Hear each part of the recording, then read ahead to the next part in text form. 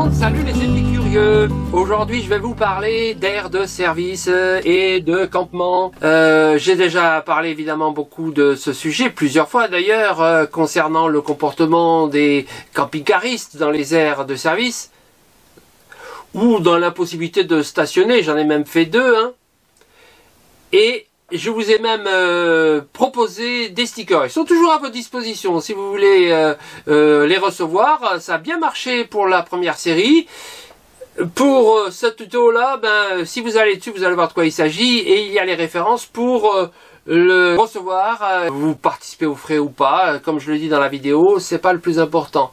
L'important c'est de défendre notre loisir et notre mode de vie. Et justement, c'est de cela que je voudrais reparler aujourd'hui. Je sais, je répète un peu, mais en même temps, ma foi, plus on mobilise de monde et plus on fera valoir nos droits. Aujourd'hui, je voudrais montrer quelques situations où les aires de service qu'on nous propose sont soit pas du tout adaptées, soit carrément absentes, soit bien faites, plus ou moins bien d'ailleurs, et parfois très bien faites. C'est le sujet du jour. Durant cette année 2021, nous avons pu réaliser un tour de France complet. Nos visites nous ont permis de tester un grand nombre de spots, dont les coins France Passion, de nombreux coins sauvages, nature si vous préférez, et de nombreuses aires communales. Et c'est sur ces dernières que je vais m'attarder dans cette vidéo. Quelle situation a-t-on rencontré ? Voici quelques cas choisis pour illustrer mon propos afin d'essayer de définir une liste de critères de qualité. Bien entendu, vos commentaires attendus compléteront notre point de vue. Les jolis coins de France ne manquent pas. Je vous présente ici quelques exemples qui ne sont pas classés par intérêt, mais pour illustrer mon propos. Voilà par exemple, dans cette commune très belle, une aire qui est réservée aux camping-cars. Elle a l'avantage d'être sur une seule ferme, qu'elle propose quelques services de poubelle par exemple, mais l'inconvénient majeur, vous le voyez ici, c'est que c'est pas plat du tout. Voilà une commune très touristique et appréciée pour son patrimoine. Il propose une aire avec quelques services, même si c'est arboré, la plupart du temps quand même ce sont des surfaces parking où les camping-cars s'installent les uns à côté des autres. Et stationner ici va vous coûter 10 €. Alors que le parking voiture est gratuit, et il est normal, on ne peut pas circuler dans le village, on ne peut que se garer là.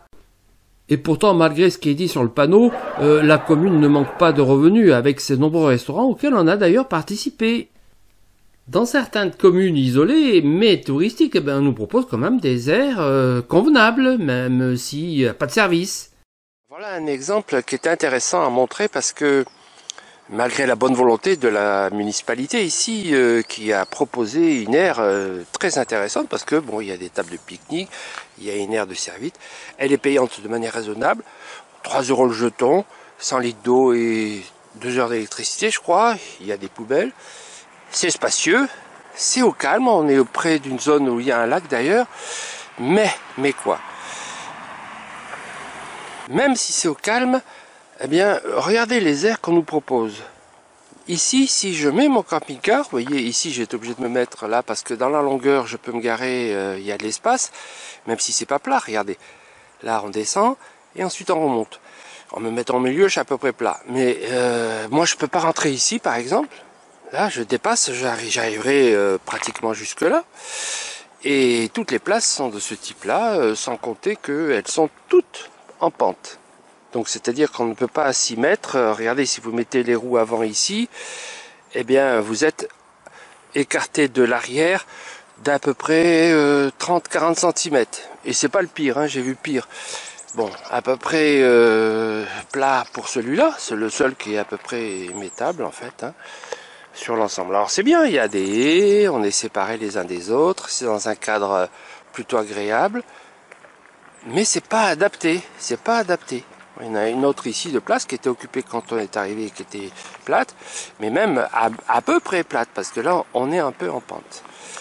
Voilà, merci à la commune de prévoir des emplacements, merci de nous accueillir, mais lorsque on fait une aire de service, il faut penser camping-car et pas voiture.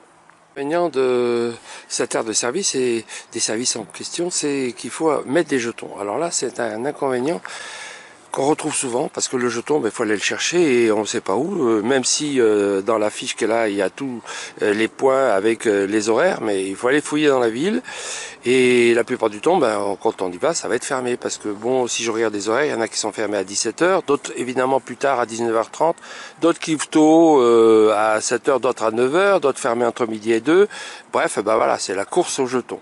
Ça, c'est vraiment pas terrible, hein. Pourtant, c'est facile de mettre ici des systèmes à pièces. Hein. Bon, d'accord, ils ont peur du vol. Mais maintenant, ça se fait avec des cartes. Hein. C'est quand même plus facile de payer avec une carte sans contact. Ben voilà, bon accueil. Hein. Bravo, merci.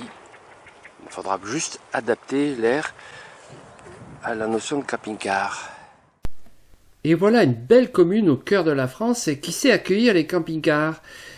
Il y a des beaux emplacements avec des box séparés les uns des autres. Les places sont plutôt larges, agréables et spacieuses, avec un voisinage caché par des haies. Donc tout va bien et c'est gratuit. Merci la commune. Les services sont complets. Malheureusement, ça entraîne parfois des effets ventouses de certains camping-caristes.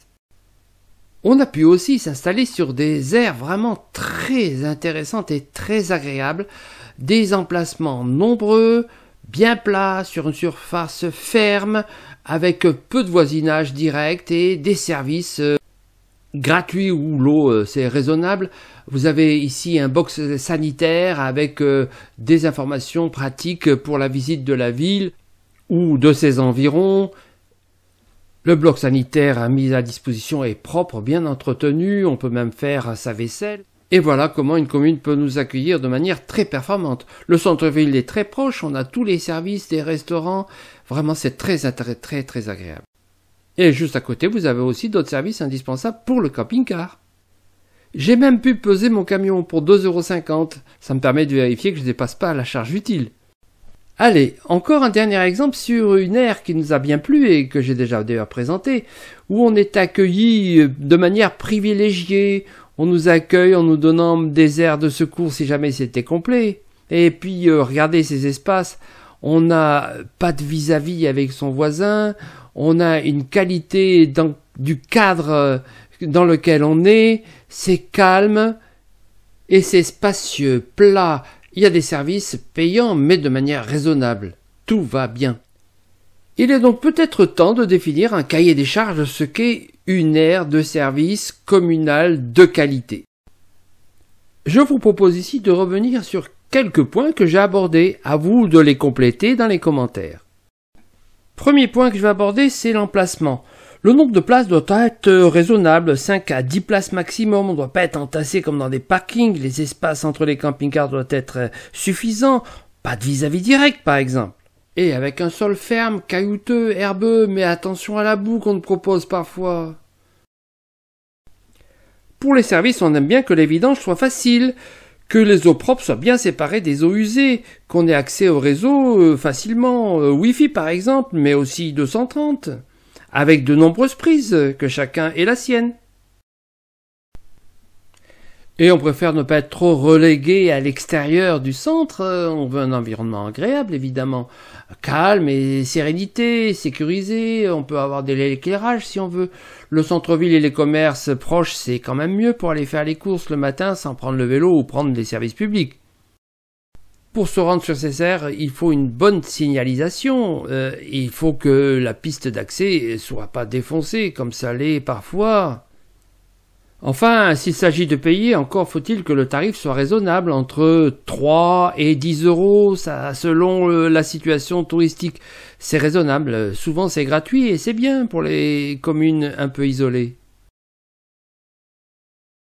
Eh bien voilà, j'espère que ça peut vous aider à donner des pistes si vous êtes dans une petite commune et que vous participez à la vie communale. Ben voilà, vous pouvez donner des pistes de réflexion aux responsables et ça peut permettre d'aboutir à des aires de service qui soient très adapté à notre mode de vie et qu'on ne soit pas parqué dans des endroits où on se touche mutuellement, où on se dérange mutuellement, même si des fois c'est que pour une nuit, parce que souvent c'est le cas dans les villes. J'espère que ça peut vous donner des idées, ça peut aider les communes, et s'il y a des responsables dans les communes qui nous regardent en ce moment et qui regardent cette vidéo, qui regardent les précédentes aussi, et j'espère que ça va les aider à nous comprendre.